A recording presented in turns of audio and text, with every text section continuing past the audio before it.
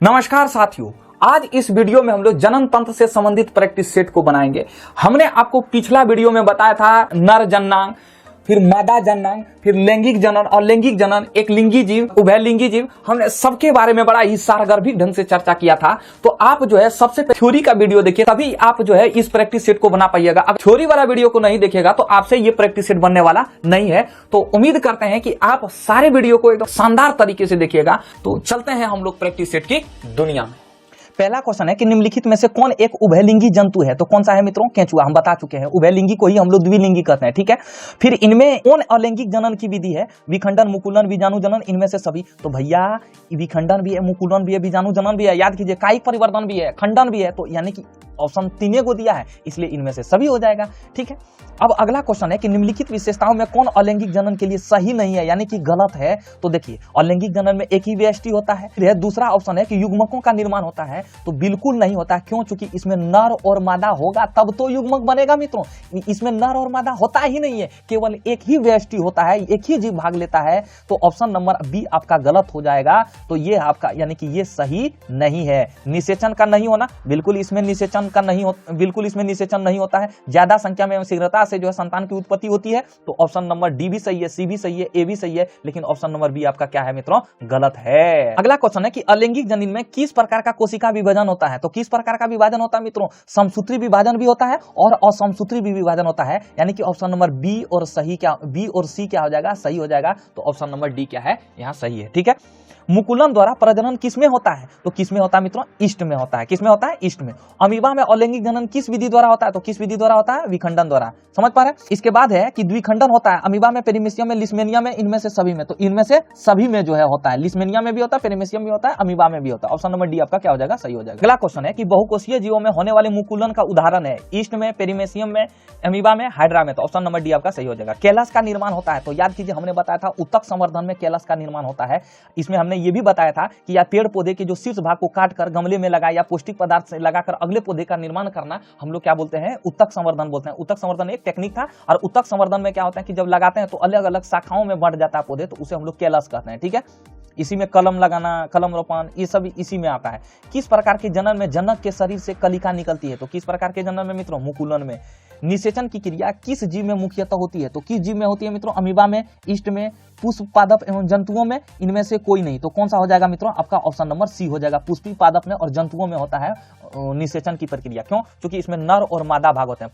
फूल में नर और मादा भी भाग होते हैं, इसलिए उसमें जो है आपका निषेचन की क्रिया होती है, ठीक है। निम्नलिखित में से किसमें द्विखंडन नहीं होता है? अमीबा में, ईस्ट में, पेरामेसियम में, युग्लिना में। तो आंसर हो जाएगा आपका ईस्ट में, ठीक है। निम्नलिखित में से कौन पुनरुद्भवन का उदाहरण है, यानी कि पुनर्जनन का उदाहरण है? तो अमीबा जो है पुनर्जनन का उदाहरण है। हाइड्रा प्रजनन किस विधि से होता है? तो किस विधि से होता है? मुकुलन। ईस्ट किस वर्ग का एक कोशिकीय जीव है मित्रों? तो ईस्ट जो है एक कवक है। क्या है मित्रों? कवक है। इंग्लिश में इसे फंगस कहा जाता है।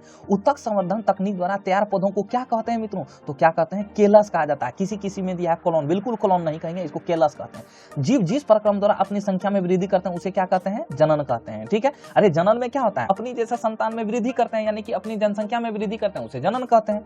अंडाणु निषेचित होता है योनि में, गर्भाशय में, अंडाशय में और फिलोपियन नलिका में। तो कहां होता है? फिलोपियन नलिका में। याद कीजिए हमने आपको बताया था कि अंडाणु जो है निषेचन होने का काम होता है फिलोपियन नलिका में, जबकि भ्रूण का जो विकास होता है वो कहां होता है मित्रों? गर्भाशय में होता है। नर युग्मक और मादा युग्मक दोनों मिल रहा है, तो मिलने का काम कहां होता है मित्रों? आपका फिलोपियन नलिका में। क्या मेरी बात को समझ पा रहे थे? अगला क्वेश्चन है कि किशोरावस्था में होने वाले शारीरिक परिवर्तन का क्या कारण है? तो क्या कारण है मित्रों? टेस्टोस्टेरोन, एस्ट्रोजन, थायरोक्सिन, ए और बी दोनों। अरे भैया देखो, किशोरावस्था में क्या होता है कि अगर नर के शरीर से टेस्टोस्टेरोन हार्मोन निकलता है, यानी कि वृषण से टेस्टोस्टेरोन हार्मोन निकलता है, तो शारीरिक परिवर्तन होता है किशोरावस्था में, यानी कि द्वितीय लैंगिक लक्षण होता है। जबकि मादा में एस्ट्रोजन नामक हार्मोन द्वितीय लैंगिक लक्षण को दिखाता है। इसलिए इसमें जो है किशोरावस्था में होने वाले शारीरिक परिवर्तन का क्या कारण है? तो नर में टेस्टोस्टेरोन, जबकि मादा में एस्ट्रोजन। इसलिए ऑप्शन नंबर डी होगा। ए और बी दोनों सही होगा। क्या मेरी बात को समझ पा रहे हैं चाचा? अगला क्वेश्चन है कि यौन परिपक्वता की अवधि को कहते हैं, तो क्या कहते हैं? यौवना आरंभ। भ्रूण का विकास विकास होता है तो मित्रों कहाँ होता है, गर्भाशय में होता है। किशोर अवस्था में होने वाले शारीरिक परिवर्तन का कारण है क्या है मित्रों, तो इसमें जो है टेस्टोस्टेरोन एस्ट्रोजन, ये यही क्वेश्चन रिपीट हो गया है। ठीक है, अगला क्वेश्चन है कि एंड्रोजन है, तो एंड्रोजन है ससुरा नर हार्मोन है, याद रखना है। अगला क्वेश्चन है कि निम्न में से कौन मादा जनन तंत्र का भाग नहीं है, तो कौन सा भाग नहीं है, शुक्रवाहिका। तो ससुरा शुक्रवाहिका जो है जनन तंत्र, मादा जनन तंत्र का भाग ही नहीं है। डिंब वाहिनी मतलब फेलोपिन नलिका को हम लोग डिंब वाहिनी कहते हैं या अंड वाहिनी कहते हैं। गर्भाशय, अंडाशय ये सब तो आपका मादा जनन तंत्र का भाग है, जबकि शुक्रवाहिका यानी कि वेस्ट डिफरेंस कहाँ है, आपका नर जनन तंत्र में। टेस्टोस्टेरोन स्रावित होता है कहाँ से, वृषण से। ठीक है, शुक्राणु का निर्माण होता है अंडाशय में, आप तो जान रहे हैं। मानव जनन अंग किस आयु में परिपक्व एवं क्रियाशील होती है, तो किस आयु में होती है मित्रों, 18 वर्ष की आयु में। निम्नलिखित में से कौन सा भाग केवल पुरुष जननांग में पाया जाता है, कौन सा भाग मित्रों, शुक्रवाहिका। नर युग्मक तथा मादा युग्मक, नर युग्मक मतलब क्या हुआ आपका शुक्राणु, और मादा युग्मक क्या हुआ, अंडाणु का संयोजन से बनता है। क्या बनता है मित्रों, जायगोट। जायगोट मतलब युग्मनर। महिलाओं में मासिक चक्र की अवधि है, तो महिलाओं में मासिक चक्र की अवधि 28 दिन की होती है। स्त्रियों के मासिक चक्र में एक परिपक्व अंडाणु किस दिन अंडाशय से बाहर निकलता है, तो 14वें दिन। समझ पा रहे हैं, नर युग्मक कहलाते हैं, तो नर युग्मक किसको कहते हैं मित्रों, शुक्राणु को कहते हैं। मादा युग्मक किसको कहते हैं, अंडाणु को कहते हैं। पुरुष के मैथुन अंग कहलाता है, जो सेक्स अंग है वो ससुरा बाहर का भाग है, यानी कि सीसन है। पुरुष के सीसन का शिखर भाग कहलाता है, याद कीजिए क्या कहते हैं शिखर भाग को, ग्लांस कहते हैं। क्या कहते हैं, ग्लांस। और उसमें जो ढीली आवरण है उसको प्रीप्यूस कहते हैं, यानी कि ऑप्शन नंबर बी आपका क्या हो जाएगा, सही हो जाएगा इसमें। इनमें कौन स्त्रियों के बाह्य जननेंद्रियां हैं, तो कौन सा है मित्रों आपका वल्बा। कौन सा हो जाएगा, ए हो जाएगा इसमें। कौन सा हो जाएगा, ए। हाइमन नहीं है, कौन सा है, ए है, वल्बा हो जाएगा। ठीक है, हम आपको बताएं भी है, ठीक है, गलती से लिखा गया है ऑप्शन नंबर बी। मनुष्य में शुक्राणु तथा अंडाणु का निषेचन होता है, कहाँ होता है, फेलोपियन ट्यूब में होता है। इनमें कौन शुक्राणुओं का संग्रह स्थान है जहां शुक्राणु परिपक्व तथा सक्रिय होकर निषेचन योग्य बनते हैं। याद कीजिए परिपक्व होने का काम कहाँ होता है, यानी कि शुक्राणु जो है परिपक्व कहाँ होता है, मेच्योर कहाँ होता है, अधिवृषण के पास। निषेचन के बाद युग्मनज विभाजित होकर बनता है, तो क्या बनता है मित्रों, भ्रूण बनता है। भ्रूण से बच्चा बनता है, हमने आपको बताया है निषेचन वाला वीडियो में, यानी कि आखिरी वाला वीडियो में हमने बताया है आपको। ठीक है, किस स्थिति में कॉर्पस लूटियस सक्रिय रहकर हार्मोन प्रोजेस्टेरोन तथा रिलैक्सिन स्रावित करता है, ये आप आगे के वीडियो में समझिएगा, बहिस्रावी ग्रंथि के वीडियो में आपको समझ में आएगा। ठीक है, तो इसमें अभी फिलहाल आप अंडाणु का निषेचन होने के बाद ये आप अभी याद रखिएगा। ठीक है, भ्रूण को मां के रुधिर से ही पोषण मिलता है, इसके लिए एक विशेष संरचना होती है जिसे कहते हैं, क्या कहते हैं, गर्भनाल। उसी को इंग्लिश में प्लेसेंटा कहते हैं। क्या कहते हैं मित्रों, प्लेसेंटा। नर युग्मक एवं मादा युग्मक के संगलन को कहते हैं, तो क्या कहते हैं, निषेचन कहते हैं। यानी कि नर युग्मक शुक्राणु और अंडाणु दोनों मिलता है तो उसको क्या कहते हैं, निषेचन कहते हैं। वैसे जीव जिनके नर और मादा लिंग अलग अलग जीवों में पाए जाते हैं उन्हें क्या कहते हैं मित्रों, तो उन्हें एक लिंगी जीव कहते हैं। गर्भाशय की आंतरिक स्तर को क्या कहते हैं, तो क्या कहते हैं मित्रों, एंडोमेट्रियम। क्या कहते हैं, एंडोमेट्रियम। मानव में संपन्न होने वाले प्रजनन चक्र को क्या कहते हैं, मासिक धर्म, रजोधर्म, मासिक चक्र, ये सब इसका नाम है ससुरा, इसलिए ऑप्शन नंबर डी हो जाएगा आपका सही। ठीक है, मानव शरीर के निम्नलिखित भाग में से किस एक में शुक्राणु डिंब को निषेचित करता है, किस एक भाग में मित्रों, डिंब वाहिनी नली। अरे फेलोपिन नलिका को डिंब वाहिनी नलिका भी कहते हैं। क्या मेरी बात को समझ पा रहे हैं। कौन सा हार्मोन है जो मादा के द्वितीय लैंगिक लक्षणों को दिखाता है, याद कीजिए एस्ट्रोजन मित्रों। एस्ट्रोजन हार्मोन जो है वो ससुरा मादा के द्वितीय लैंगिक लक्षण को दिखाता है, जबकि टेस्टोस्टेरोन हार्मोन जो है वो नर के द्वितीय लैंगिक लक्षण को दिखाता है। अगला है कि नर में गौण लैंगिक लक्षण उत्पन्न करने वाला हार्मोन है, तो कौन सा है, टेस्टोस्टेरोन। हमने तो आपको बताया है। पुरुषों की नसबंदी को कहते हैं, क्या कहते हैं, वेस्कोटोमी। इसमें वेस्ट डिफरेंस वाले नस को काटकर बांध दिया जाता है, जबकि स्त्री के नसबंदी में डिंब वाहिनी यानी कि फेलोपिन नलिका को काटकर बांध दिया जाता है, इसलिए इसे ट्यूबेक्टोमी कहा जाता है। ट्यूबेक्टोमी क्या कहा जाता है, ट्यूबेक्टोमी कहा जाता है, यानी कि ट्यूब मतलब नलिका को काटकर बांधा जाता है। ठीक है, और जबकि पुरुष के नसबंदी में नस को काटकर बांधा जाता है, तो नस को वेस्ट डिफरेंस कहा जाता है। कौन सा नस है मित्रों, वेस्ट डिफरेंस का नस है, यानी कि शुक्रवाहिका नस है, इसलिए इसे क्या कहा जाता है, वेस्कोटोमी कहा जाता है। अगला क्वेश्चन है कि जनसंख्या नियोजन के लिए उपयोग में लाए जाने वाले एक सरल विधि क्या है, डायफ्राम, कॉपर्टी, लूप, कॉन्डोम।